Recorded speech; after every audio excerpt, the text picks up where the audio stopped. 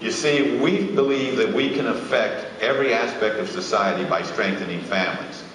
And I feel like my background of working with people and really understanding people has uniquely prepared me to do this. And so that's where our focus is. And we're living in a time of instantaneous change. Change like we've never seen before. The four greatest disruptive events in the history of this world. The first one was, imagine if you were alive and on the earth when the first spoken word happened. What advantage would you have if all of a sudden you were able to communicate with people very quickly and not have to use sign language or grunts?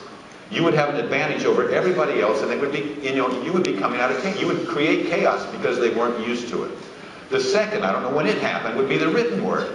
The advantage that you would have to send a letter without you having to be there to speak, you would have an advantage over every single other person that was on the planet. That's how wars begin. If I can send a letter over to this city, back to this city, and all of a sudden it lines us so that we can surround the enemy, it created chaos. It took centuries for people to really adjust to the written word. Then the printing press came out. The printing press came out in the 1400s. 15th century, here comes the printing press. Did it change the world? Did it create chaos? In the first 50 years, over 1 million Bibles were printed. What did that do to the world? Industries faded and went away. Businesses faded and went away. All of a sudden, new industries, new businesses began thriving, all because of the printing press. Well, what do we have now? In the 1960s, we have a thing called the microchip. The microchip, has it changed the world? Absolutely. I mean, and it's going to continue to change it at this pace. It's going to continue to dominate. Moore's Law. Everybody familiar with Moore's Law? It says every 24 months, the microchip is going to double in speed. So, 2 billion people right now are connected to the internet.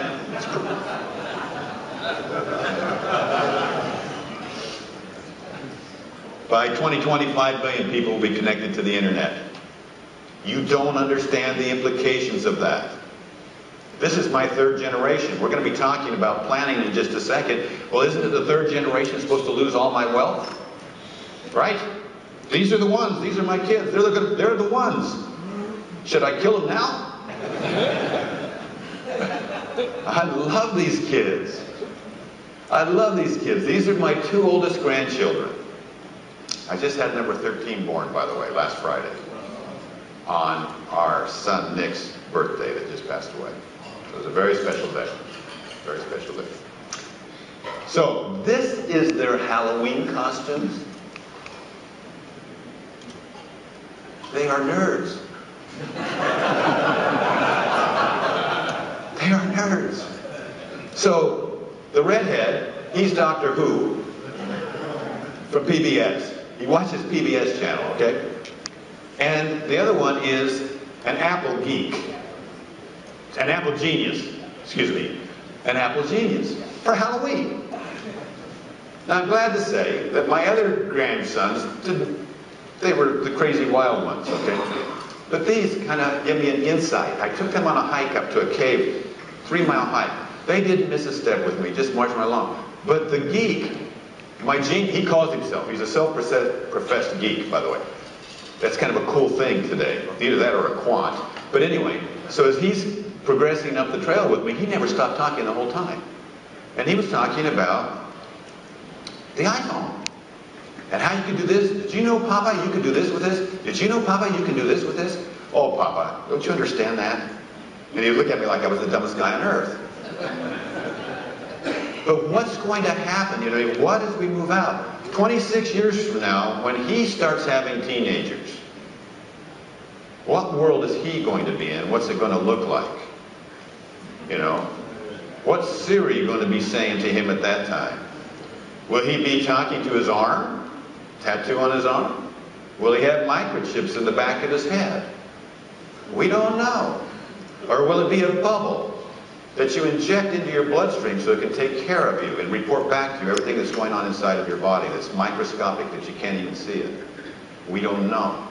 But it's happening that fast. Artificial intelligence is happening at a pace that recently is projected that within 15 years, you'll be able to have a conversation with me, and you will not know whether you're talking to me or my computer. Because my computer will understand me so well that you won't know the difference. They're saying that the day will come when you can actually talk to your ancestors, because the computers will know your ancestors and the way they thought, and the way now you're moving into some really weird estate planning. And everything that has an algorithm associated with it, everything that has an algorithm associated with it, that industry is going to change so drastically you won't even know it.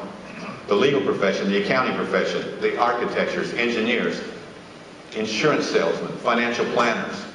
What are they going to need you for? What are they going to need you for? Anything that can have an algorithm, they're going to be able to understand, they're going to be able to have. What are you going to do? Where are you going to go?